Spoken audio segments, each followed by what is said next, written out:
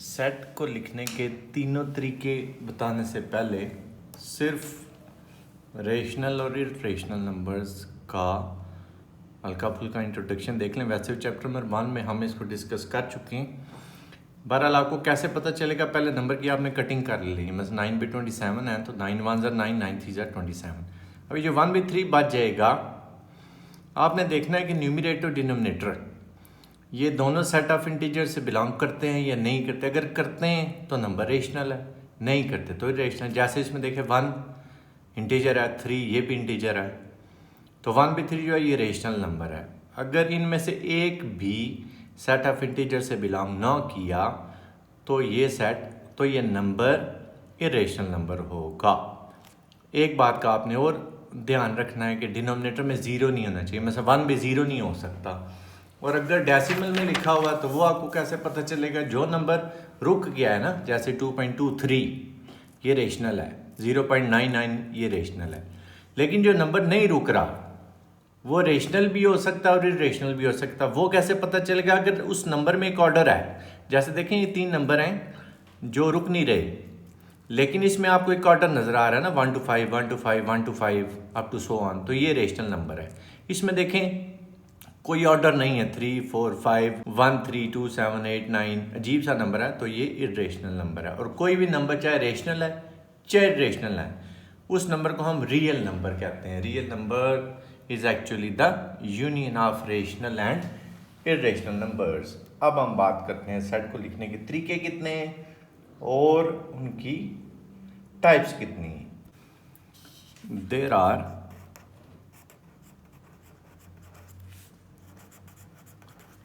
3 ways to write a set.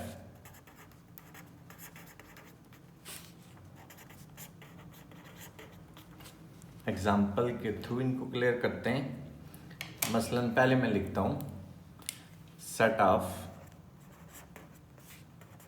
First 5 natural numbers.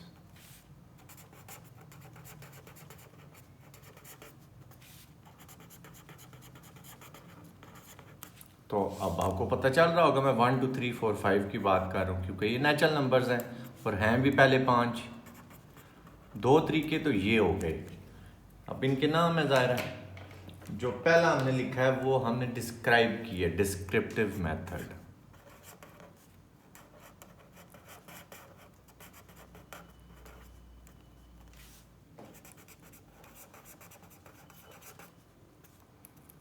या descriptive form कह लें। दूसरा टेबुलर मेथड है, टेबल समझ लें बना हुआ है, टेबुलर फॉर्म भी कह सकते हैं। अगर आपने इनकी डेफिनेशन लिखनी है तो डिस्क्रिप्टिव मेथड को आप ऐसे डिफाइन कर लें, a set which may be described in words. A set described in words.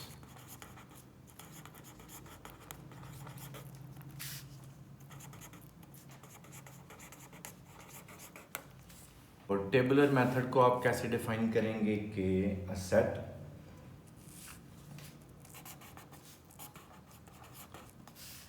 described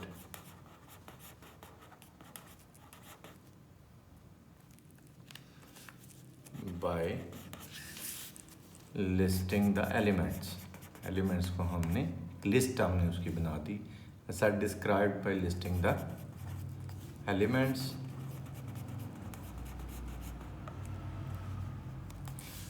और ब्रैकेट्स भी दिए हैं विद इन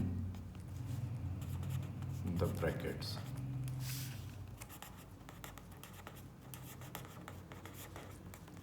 अब जो मोस्ट इम्पॉर्टेंट फॉर्म है जो हायर क्लासेस में भी आपकी यूज़ होगी, उसका नाम है set builder notation. Set builder notation.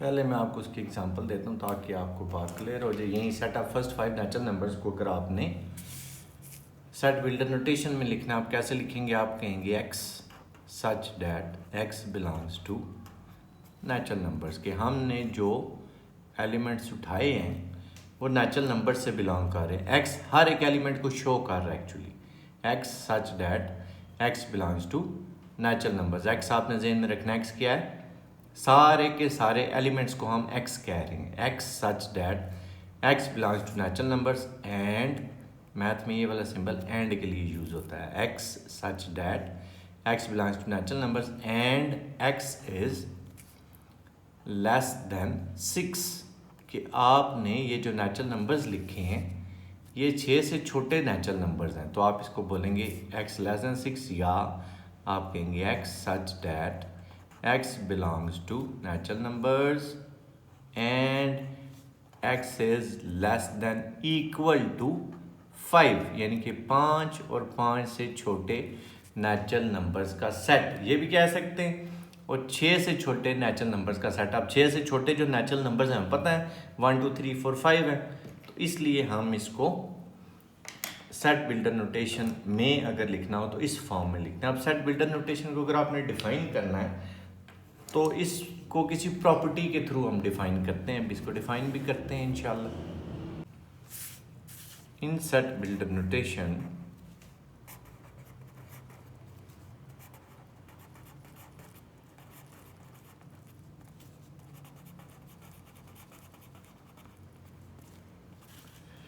we show a set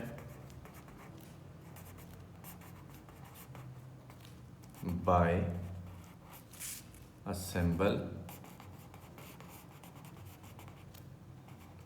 और लेटर। कोई सिंबल भी हो सकता है और लेटर भी हो सकता है। फॉर एन आर्बिट्रेरी, यानी कि फिक्स नहीं है, for an arbitrary means not fix.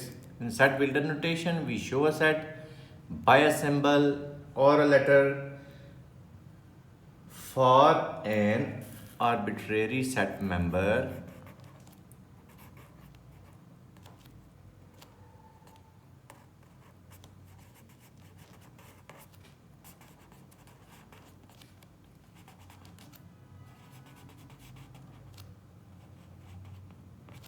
and stating the property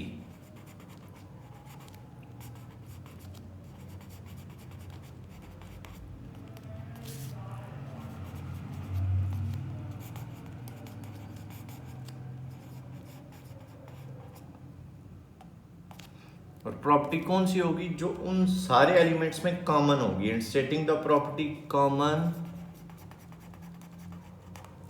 to all the elements. अब जैसे इस सेट में इन सारे नंबर्स में कॉमन प्रॉपर्टी क्या है, सारे के सारे 6 से छोटे हैं, और दूसरी बात क्या है, नेचुरल नंबर्स हैं। अब हम सेट की छोटी छोटी टाइप्स देख लेते हैं। जैसे दो सेट्स को आप इक्वल कब कहते हैं, इक्वल सेट्स कौन से हैं, अगर उनमें बिल्कुल सेम मेंबर्स हैं। Two sets are said to be equal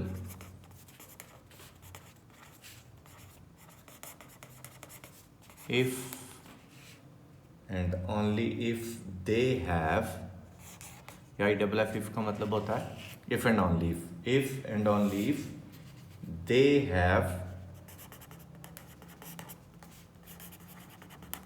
exactly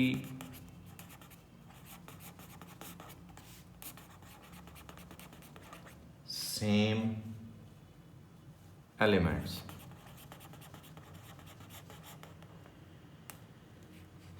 और ज्यादा अच्छी डेफिनेशन क्या है, if A is subset of B and B is subset of A, then A is equal to B। अगर A B का subset है और B A का सबसेट है तो A और B दोनों इक्वल होंगे। खैर इससे पहले आपको सबसेट की डेफिनेशन भी मुझे बता देनी चाहिए थी, चलें वो भी देख लें सबसेट को हम कैसे डिफाइन करते हैं। पहले आपको इसकी एक एग्जांपल देते हैं। फ़र्ज़ करते हैं कि A के एलिमेंट्स हैं 1 2 और B के एलिमेंट्स हैं 1 2 3। तो देखें ए के सारे एलिमेंट्स बी में मौजूद हैं, 1 2 बी में है, तो हम कहेंगे ए सबसेट है बी का।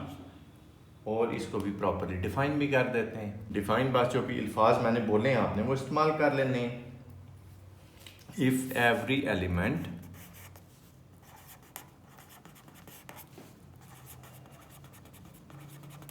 Of set A are the elements of set B then A is a subset of B। अब आपको बात इक्वल सेट्स वाली भी क्लियर हो चुकी होगी। देखें अब A और B दोनों इक्वल नहीं है, क्योंकि A B का सबसेट है लेकिन B A का सबसेट नहीं है, क्योंकि B में ही 3 फालतू आया हुआ समझ लें।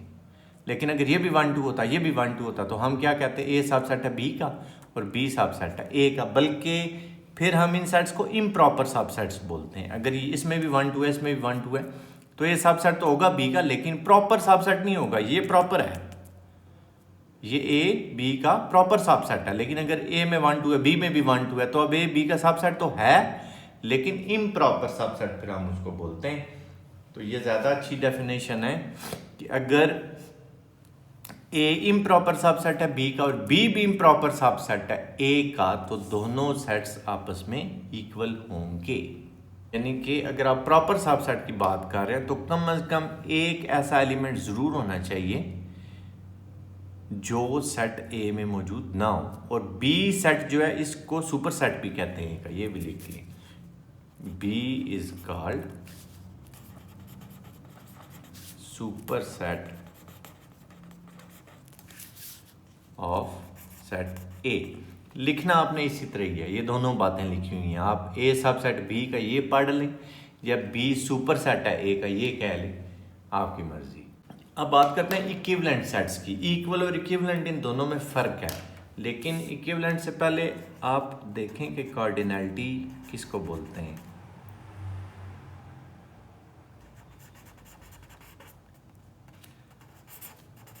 जितने एलिमेंट्स होते हैं किसी भी सेट में, तो वो उस सेट का कार्डिनल नंबर या कार्डिनैलिटी कहलाता है। Number of elements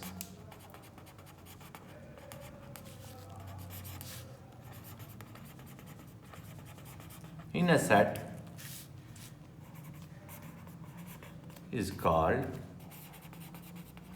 its cardinality।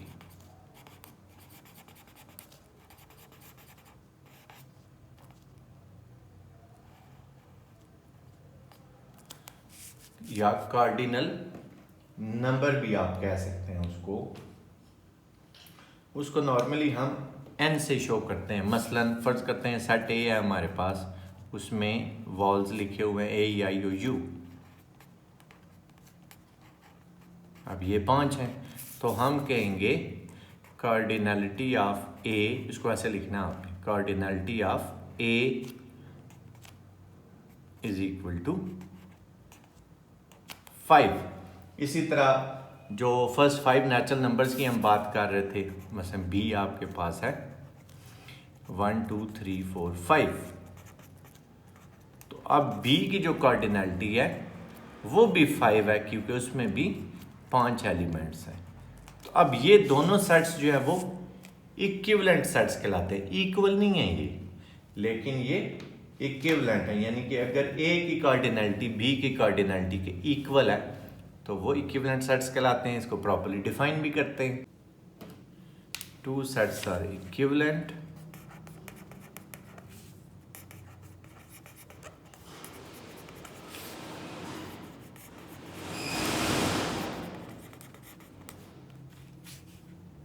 if they have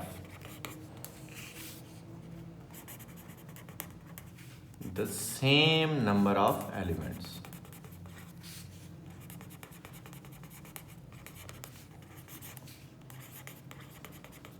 या दूसरी बात आप क्या कर सकते हैं, if their cardinality is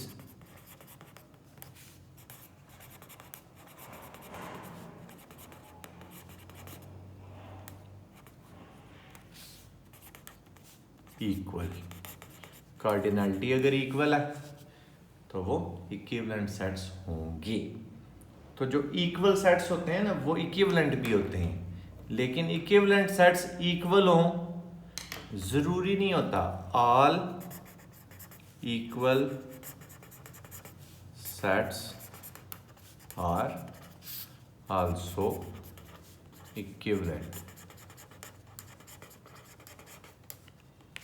but its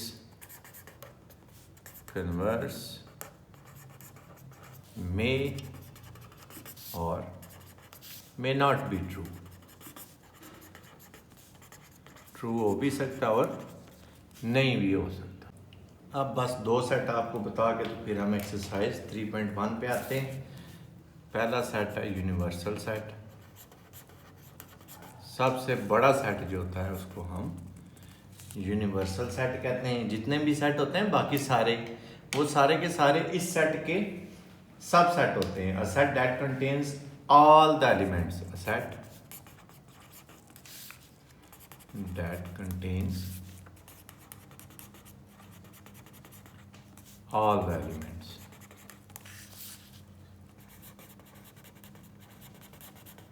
under consideration, जिनको आप कंसिडर कर रहे हैं, इज कॉल्ड यूनिवर्सल सेट। अब रह गया जी पावर सेट। पावर सेट में आपने क्या करना है, सिर्फ सब सेट लिखने और उनको एक सेट बना देना। चलो इसी बहाने आपको सब सेट लिखने का भी पता चल जाएगा। हम एक सेट कंसिडर करते हैं ए, उसके एलिमेंट्स हैं 1 2 3। अब मैं इसके सब सेट लिखने लगा हूं सारे के सारे। तो पहला सब सेट जो है वो हमेशा एम्प्टी सेट होता है, उसमें कुछ भी नहीं लिखना आपने। मैंने पहला सेट लिख दिया एम्प्टी।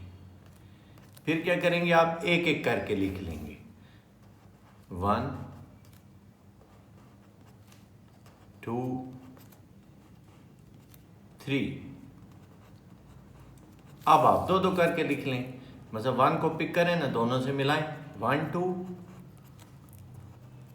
1 3। अब 1 का काम खत्म, 2 को पिक करें तो 2 को 1 से मिलाने की जरूरत नहीं है, पीछे जाने की जरूरत नहीं है। क्यों, वो ऑलरेडी आप लिख चुके हैं। ये 2 1 1 2 एक ही बात है। तो आगे की तरफ चलेंगे आप 2 3। अब जब 3 को पिक करेंगे तो उससे पीछे वाले नंबर वो आप ऑलरेडी लिख चुके हैं, आगे नंबर आएगा तो 3 पिक करने की जरूरत नहीं है। अब आप 3 3 करके लिख लें तो वो यही एक ही बनेगा 1 2 3। ये हमने टोटल 8 सबसेट लिख लिया। अब कैसे पता चलता होता है कि ये टोटल कितने सबसेट हैं वो भी आपको बताते हैं। बहरहाल ये पावर सेट हमने लिख लिया ए का पावर सेट, और इसको आपने एक सेट की फॉर्म देनी है ऐसे। ठीक है, इसको आप डिफाइन कैसे करेंगे, power set consists of all the subsets of that set। उस सेट के सारे सबसेट लिख लें, उसको एक सेट की शक्ल दे दें, वो पावर सेट कहलाएगा। फार्मूला क्या है जी, 2 raised to power n। यानी कि अब यहाँ पे जैसे हमारे पास 3 एलिमेंट्स थे तो 2 की पावर 3 करें ना, 2 2s are 4 4 2 यानी कि 2 मल्टीप्लाई पे 2 मल्टीप्लाई पे 2 6 नहीं है। 2 की पावर 3 को 6 नहीं कहना, ये 2 मल्टीप्लाई पे 2 मल्टीप्लाई पे 2 2 2s are 4 4 2s are 8। तो इसके सब सेट हमारे पास आ गए 8। अब हम आते हैं एक्सरसाइज 3.1 पे।